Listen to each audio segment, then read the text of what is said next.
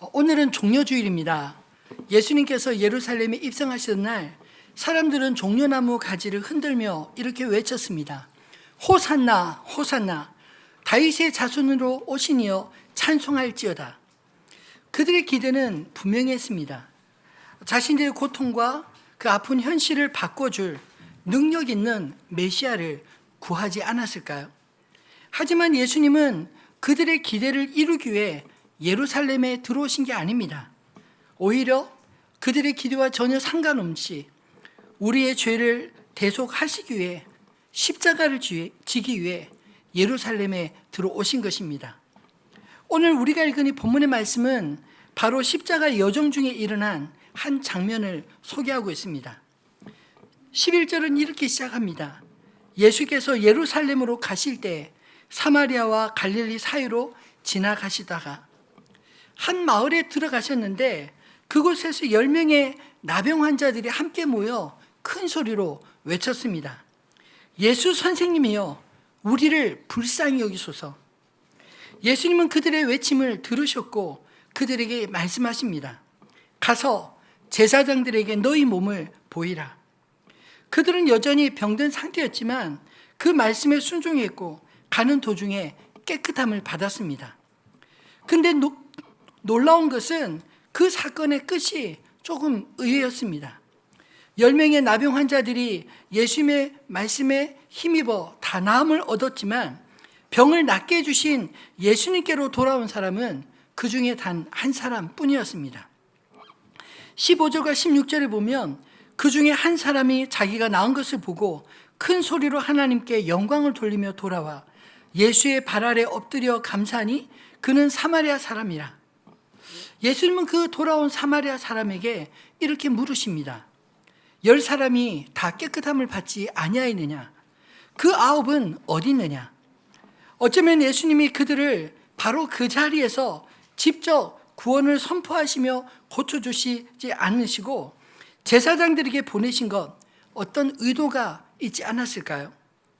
예수님은 돌아온 한 사람, 나병도 나병이지만 사람들에게 사마리아 사람이라고 차별받았던 그 한 사람을 향해 이렇게 선포하셨습니다. 일어나 가라. 내 믿음이 너를 구원하였느니라. 나병에서 나음받은 10명 모두에게 예수님이 이렇게 구원을 선포하지 않으시고 오직 돌아온 이 한 사람에게만 너를 구원하였느니라 이렇게 선언하지 않으시나요? 만약 그들이 나병에서 나음 받은 그 자체가 구원이었다면 왜 굳이 돌아온 그 한 사람에게만 이 말씀을 하셨을까요? 오늘 이 말씀은 우리에게 이렇게 묻는 것 같습니다. 과연 구원이란 무엇일까요? 도무지 희망이 없었던 질병에서 고침받아 정상이 된 것일까요? 아니면 우리의 간절한 기도가 응답을 받은 것, 그것이 구원이겠습니까? 도저히 내가 해결할 수 없는 인생의 문제가 해결받을 때 구원이라 말할 수 있을까요? 우리가 스스로 도무지 해결할 수 없는 어려움이 그리스도께로 말미암아 해결받은 것, 그것이 과연 그 자체로 구원이라 말할 수 있을까요? 예수님의 구원은 완전하십니다. 하지만 예수님께 나와 자신의 문제를 고침받은 모든 사람이 그 이후로는 아무런 문제 없이 고통 없이 살았을까요? 그런 현상을 과연 구원이라 말하기에 충분할까요? 예수님은 오늘 말씀을 통해 우리에게 구원의 본질을 더 깊게 설명하고 계신 듯 합니다. 예수님께로부터 고침받은 은혜를 경험했지만 성경은 안타깝게도 그 기쁨에 취해서 정작 자기 앞에 열려 있었던 구원의 문 앞에서 더 이상 그 안으로 들어가지 않고 그 자리에 멈춰 돌아간 사람들의 이야기를 하고 있는 것 같습니다. 오늘 본문에 등장하는 9명의 나병 환자들이 바로 그런 사람들이 아니었을까요? 오늘 우리는 이 질문을 품고 예수님께서 우리에게 주시기 원하는 그 구원이 무엇인지 말씀을 함께 살펴보기를 원합니다. 예수님은 단지 우리의 병을 고치시는 분이 아니라 우리의 질병과 우리를 고통에 빠지게 하는 모든 문제들의 근원으로부터 치유하시는 하나님께 돌아오라 말씀하고 계십니다. 이제 본문을 따라 한 걸음 한 걸음 걸어가 보실까요? 오늘 예수님께서 우리에게 들려주신 이 말씀을 통해 우리의 믿음이 어디에 멈춰서 있는지, 그리고 어떻게 예수님께로 돌아오는 믿음으로 나올 수 있는지 함께 나누며 깨닫는 은혜가 있기를 소망합니다. 온전한 구원의 첫 번째 조건은 무엇일까요? 우리의 온전한 구원은 말씀에 순종하는 믿음으로부터 시작이 됩니다. 예수님께서 한 마을에 들어가시자 10명의 나병 환자들이 멀리서 예수님께 소리를 지르지 않습니까? 예수 선생님이여 우리를 불쌍히 여기소서. 사실 이 장면은 일상적으로 육체의 질병을 가진 자들이 예수님께 나오던 방식이 아니었습니다. 대부분의 병자들이 예수님께 찾아올 때는 좀 더 가까이 와서 예수님께서 만져주심을 바라거나 혹은 주님의 옷자락이라도 만지려 그렇게 가까이 다가오지 않습니까? 그런데 이 10사람은 감히 예수님 곁으로 다가올 수 없는 격리되어야 할 질병에 걸린 자들이었기에 예수님을 찾아왔지만 그저 멀리서 예수님께 함께 목소리 높여 부를 수밖에 없었습니다. 당시의 나병은 단순한 질병이 아닌 사회적 고립과 종교적 단절의 상징이지 않았나요? 레위기 13장 45절로 46절 말씀을 한번 같이 읽어보겠습니다. 나병 환자는 옷을 찢고 머리를 풀며 윗 입술을 가리고 외치기를 부정하다 부정하다 할 것이요 병 있는 날 동안은 늘 부정할 것이라. 진영 밖에서 살지니라. 아멘. 나병 환자는 옷을 찢고 머리를 풀며 자기 입술을 가지고 부정하다 부정하다 외치며 살아야 했습니다. 왜 그랬을까요? 왜냐하면 이 나병 종류가 참 많이 있지만 그러나 대부분 이 나병이라고 일컫는 이 병은 전염성이 강한 병이었습니다. 그래서 하나님께서 그 나병 환자를 격리시킴으로 공동체 전체를 보호하시기 위해 이 율법을 주신 것입니다. 이렇게 나병에 걸린 사람들은 인간의 존엄도 관계도 그리고 예배조차 박탈된 상태로 그 진영 밖에서 살아있던 사람들이지 않나요? 예수님은 소외되었던 그들의 외침을 들으시고 멈춰 서셨습니다. 그렇지만 동시에 주님은 그들에게 즉시로 치유와 구원은 선언하지 않으셨습니다. 대신 이렇게 말씀하십니다. 가서 제사장들에게 너희 몸을 보이라. 왜 제사장에게 보내셨을까요? 모세 율법에 따르면 나병의 발병이나 혹은 치유를 확인하고 공동체로부터 격리나 혹은 편입을 주관할 수 있는 자들이 바로 제사장이었기에 예수님은 그들의 몸을 제사장에게 가서 보이라고 말씀하신 것입니다. 그런데 한번 생각해 보십시오. 오늘 본문을 자세히 묵상해 보면 이것은 말이 되지 않는 명령이었습니다. 왜냐하면 예수님이 말씀하신 직후 몸에 아직 아무런 변화도 없는 자들에게 치유의 징후도 보이지 않는 그들에게 바로 즉각적인 행동을 요구하셨기 때문입니다. 그럼에도 그들은 말씀에 순종하여 발걸음을 옮기지 않습니까? 그들은 자신의 몸 상태를 보지 않았고 말씀하신 예수님의 말씀만 그저 쫓아간 것입니다. 그리고 그들이 가다가 깨끗함을 받은지라 그 발걸음 위에 그들의 순종 위에 기적이 임했습니다. 여기서 우리는 중요한 것을 하나 배우게 됩니다. 온전한 믿음 구원은 먼저 믿고 말씀을 순종하는 데서부터 시작이 된다는 것입니다. 응답은 순종 이후에 따라왔습니다. 변화는 그들이 움직일 때 일어났습니다. 구원의 역사는 말씀에 반응할 때 비로소 시작한다는 것입니다.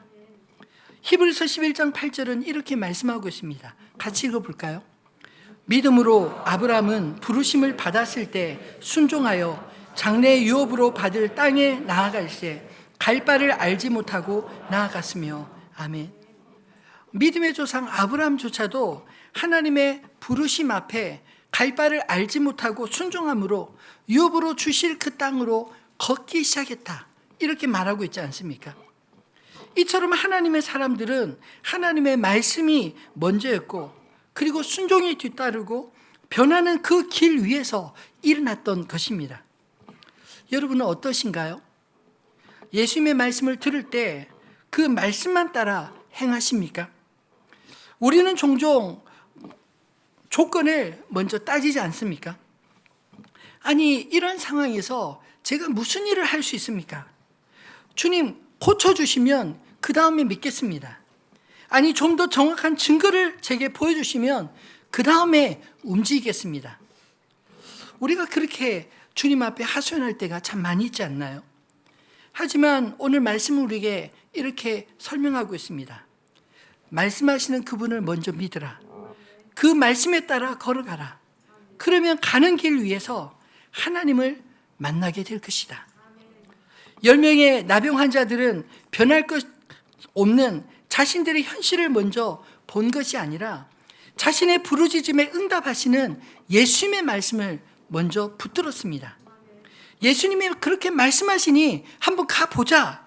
그렇게 그들이 갔고 그 믿음 위에 회복이 시작된 것입니다. 이것이 우리가 오늘 배워야 할 믿음의 첫걸음이 아닐까요? 형편을 따지기 전에 말씀에 반응하는 믿음, 눈에 보이는 현실보다 예수님의 음성에 기대는 믿음, 그 순종하는 믿음이 구원을 여는 첫 문이 되는 것입니다. 바라기는 예수님이 우리에게 들려주신 말씀 앞에 말씀을 따라 순종함으로 구원의 은혜를 경험하는 저와 여러분 되시기를 우리 주님의 이름으로 축원합니다. 두 번째로 구원에 이르는 믿음은 예수님께로 돌아오는 믿음입니다. 육체의 질병이 고침을 받았을 때 그들은 얼마나 기뻤을까요? 아마도 죽은 것 같은 목숨이 다시 살아나는 그런 기쁨을 경험하지 않았을까요? 예전에는 사람처럼 살지 못했는데 이제 그 병이 나음으로 다시 사람답게 살 수 있게 된 것입니다. 여러분 같으면 자신을 가족들과 사회로부터 철저히 분리시킨 바로 그 문제가 해결되었을 때 어떻게 하시겠습니까? 너무 기뻐 그동안 보고 싶었던 사람들에게, 자신을 외면했던 사람들에게 나도 이제 정상이라고 달려가 확인시켜 주시겠습니까? 아니면 자신의 병을 고쳐주신 그분께 먼저 달려가 감사하시겠습니까? 그들은 자신의 문제를 해결해 주시는 분이 예수님이라고 믿었기에 주님을 찾아왔던 사람들이었습니다. 그랬기에 예수님이 말씀만 하셔도 아무 생각 없이 제사장에게 자기 몸을 보이러 갈 용기를 얻었고, 그렇게 가던 길에 자신의 병이 낫자 놀라 자신이 정상이 된 것에 너무 기뻐 격리를 해제하고 자기 곳으로 달려갔던 게 아닐까요?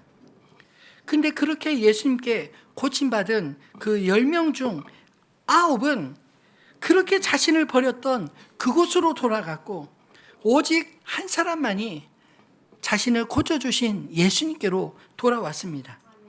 15절은 이렇게 말하고 있습니다. 같이 읽어볼까요? 그 중에 한 사람이 자기가 나은 것을 보고 큰 소리로 하나님께 영광을 돌리며 돌아와. 아멘. 그는 단순히 감사합니다 라고 말하지 않았습니다. 16절 말씀을 보면 예수의 발 아래 엎드려 감사하니, 그는 예수님 앞에 엎드렸고 그 말은 예배했다라는 것이 아닐까요? 예수님을 단지 병 고치는 능력자로만 본 것이 아니라 하나님께 영광을 돌리며 주님께 경배한 것입니다. 예수님은 그를 향해 말씀하셨습니다. 10사람이 다 깨끗함을 받지 아니하였느냐? 그 9은 어디 있느냐? 이 질문은 단순한 안타까움에 섞인 말이 아닙니다. 그들의 믿음이 은혜에 반응하지 않고 멈춰버린 것, 문제 해결로 만족해 버렸다는 바로 그 사실을 지적하시는 것이 아닐까요? 여러분, 구원은 단지 자신의 문제로부터, 질병으로부터 나음받고 고침받은 것만 한정되지 않는다는 것입니다.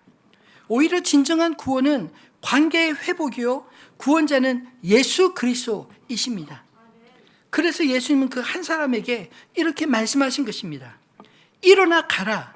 내 믿음이 너를 구원하였느니라.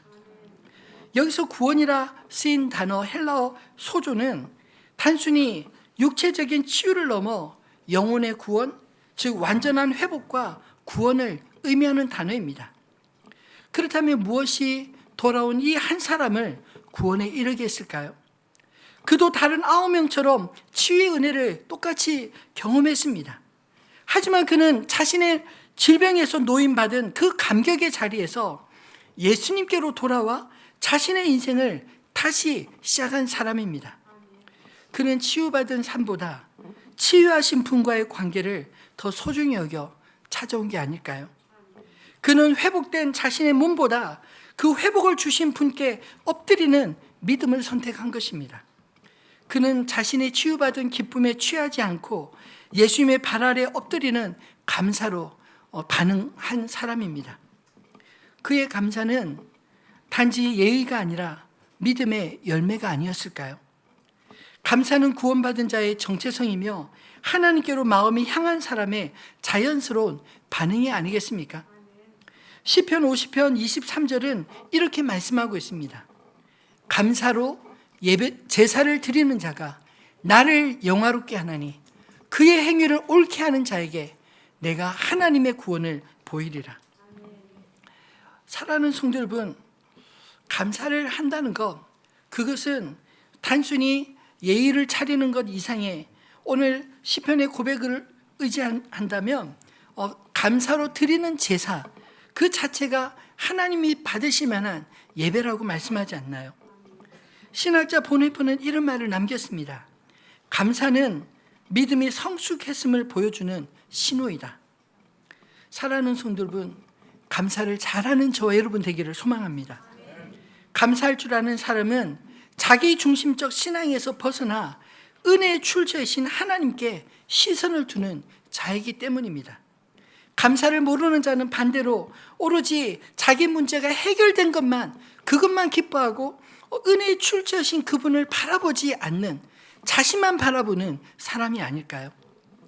이것이 바로 온전한 구원에 이르는 것과 그렇지 못하는 것의 차이가 아닐까요? 믿음의 방향이 내 삶의 회복에서 하나님 중심으로 옮겨가는 이 구원을 저와 여러분이 온전히 누리시기를 소망합니다. 그렇다면 또 하나의 질문이 남습니다.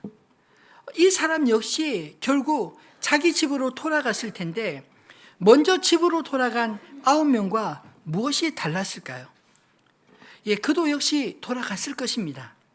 그러나 그는 예수님께 먼저 돌아왔다가 예수님으로부터 일어나 가라 라는 구원의 선포를 받고 돌아간 사람이지 않나요? 예수님과의 관계 안에서 새로운 길을 제시받은 사람, 그 발걸음의 주인이 이제 자기 자신이 아니라 예수님이 주인 되심을 확인한 사람, 그 차이가 바로 영원한 생명의 방향을 바꾼 차이가 아닐까요? 여러분 안에도 이런 영원한 생명의 방향이 바뀐 경험이 있으신가요?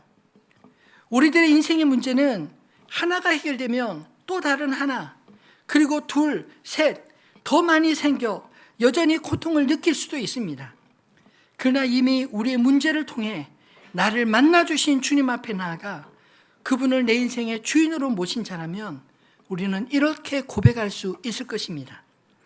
로마서 8장 37절로 39절의 고백, 저와 여러분의 고백이 되기를 원합니다. 같이 한번 읽어보실까요? 그러나 이 모든 일에 우리를 사랑하시는 이로 말미암아 우리가 넉넉히 이기느니라. 내가 확신하노니 사망이나 생명이나 천사들이나 권세자들이나 현재일이나 장래일이나 능력이나 높음이나 깊음이나 다른 어떤 피조물이라도 우리를 우리 주 그리스도 예수 안에 있는 하나님의 사랑에서 끊을 수 없으리라. 아멘. 이 고백이 우리의 구주 예수 그리스도 안에 있는 저와 여러분의 영원한 고백 되시기를 우리 주님의 이름으로 축원합니다. 말씀을 맺겠습니다.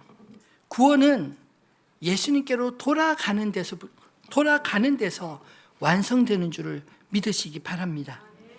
사랑하는 성도 여러분, 우리도 고침받은 9명의 나병 환자처럼 하나님으로부터 은혜만 받고 뒤돌아설 때가 종종 있지 않으셨나요? 우리의 기도가 응답받은 후 삶의 형편이 나아진 이후에 다시 예수님께로 돌아와 감사와 고백의 예배로 나아가고 계십니까?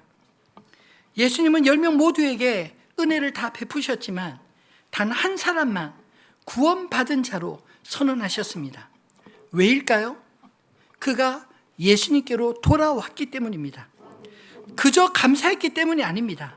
그가 예수님 앞에 나와 자신을 고치신 하나님 앞에 영광을 돌리며 감사의 제사를 드렸기 때문입니다.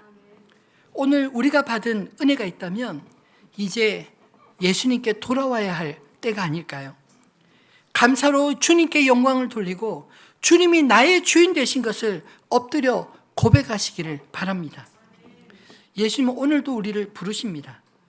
우리의 문제 해결에만 머물지 마시고 은혜 주신 주님께로 돌아오시기 바랍니다. 감사하며 예배하며 구원에 이르는 믿음으로 사시기를 바랍니다. 예수님은 우리의 질병도 고치시고 삶도 회복시키시는 분이시지만 그 모든 은혜를 통해 우리와 하나님과의 관계를 회복시키시는 분이십니다. 예수님이 원하시는 것은 우리의 몸만이 아니라 우리의 마음과 삶 전체가 주님 앞에 엎드리는 것 아닐까요? 은혜를 경험하는 것과 구원을 누리는 것은 어쩌면 다를 수도 있습니다. 우리는 날마다 주님 앞에 은혜를 구하고 은혜를 누리고 있지만 정작 그 은혜를 구원으로 연결시키지 못하고 또다시 문제가 있으면 또다시 은혜를 구하고 날마다 그 수레바퀴에 돌고 있지는 않으시나요? 그러나 오늘 이 말씀을 통해 주님께 나와 기도하고 응답받고 우리의 삶의 문제들이 다 해결되었을 때 그 문제를 해결하신 주님을 만나는 은혜가 저와 여러분 안에 있기를 소망합니다.